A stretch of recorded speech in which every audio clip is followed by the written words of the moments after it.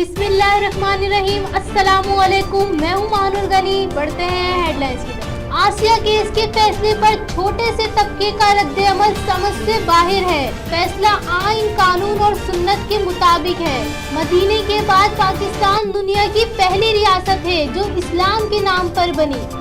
मुल्क का कोई भी कानून कुरान और सुन्नत से बालातर नहीं। अवाम ऐसे लोगों की बातों में ना आए। वजीर आजम का कौम से खिताब। साबिक वफाकी वजीर इत्तलात परवेज रशीद का निजी टीवी को इंटरव्यू। कहा कि नवाज शरीफ और मरियम नवाज की खामोशी हिकमत अमली के तहत है।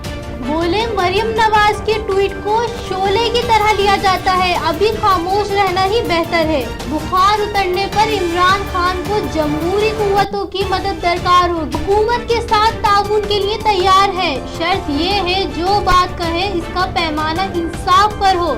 आसिफ जरदारी ने असेंबली में ऐलान कर दिया। मौलाना फजलुर रहमान ने ऑल पार्टीज कॉन्फ्रेंस मौखर कर दी। कहते हैं कि ऑल पार्टीज कॉन्फ्रेंस से पहले पार्लिमानी रहनुमाओं का इजलास होगा। नैब को दूसरों की इज्जत का ख्याल करना चाहिए। नैब से मुतालिक अपोजिशन के बयान से इत्तेफाक करता हूँ।